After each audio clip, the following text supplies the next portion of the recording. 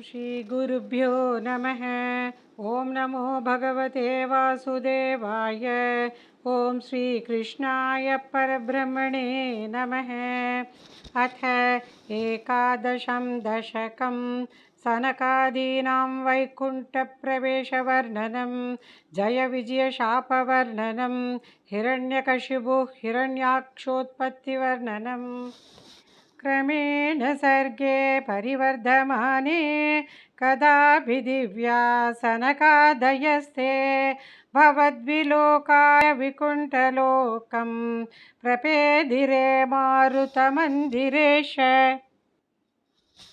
मनोज्ञैः श्रेयसकाननाद्यैः अनेकवापी मणिमन्दिरैश्च अनोपमन्तं भवतो निकेतं मुनीश्वराः प्रापुरतीतकक्ष्याः। भवद्दिदिक्षून् भवनं विविक्षून् द्वास्थौ जयस्थान् विजयोऽप्यरुन्धाम्।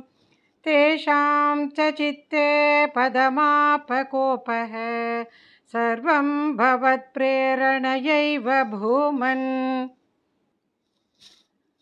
वैकुण्ठलोकानुचितप्रचेष्टौ कष्टौ युवान् दैत्यगतिं भजेतम् इति प्रशप्तौ दाश्रयौ तौ हरिस्मृतिर्नोऽस्ति वित्ति नेमतुस्तान्। तदेतदज्ञाय भवानवाप्तः सहैव लक्ष्म्या बहिरम्बुजाक्ष खगेश्वरां सार्पितचारुबाहुः आनन्दयंस्तानभिराममूर्त्या प्रसाद्य गीर्भिः स्तुवतो मुनीन्द्रान् अनन्यनाथावत पार्षदौ तौ संरम्भयोगेन भवैस्त्रिभिर्माम् उपेतमित्यातकृपं न्यगाधीः। त्वदीयभृत्या वथ काश्यपात्तौ सुरारिवीरा उदितौ दिदौ त्वौ सन्ध्यासमुत्पादनकष्टचेष्टौ यमौ च लोकस्य यमाविनान्यौ।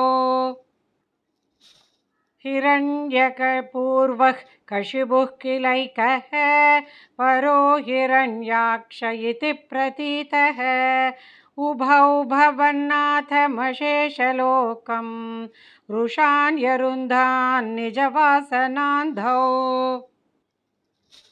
तयोर्हिरण्याक्ष महासुरेन्द्रः रणाय धावन्नवाप्तवैरी भवत्प्रियां क्ष्मां सलिले निमज्य चचार गर्वाद्विनदन् गदावान्।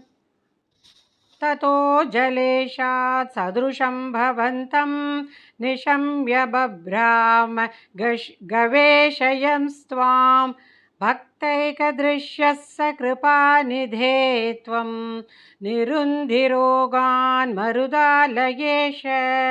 नारायणाखिलगुरो भगवन्नमस्ते नारायणाखिलगुरो भगवन्नमस्ते।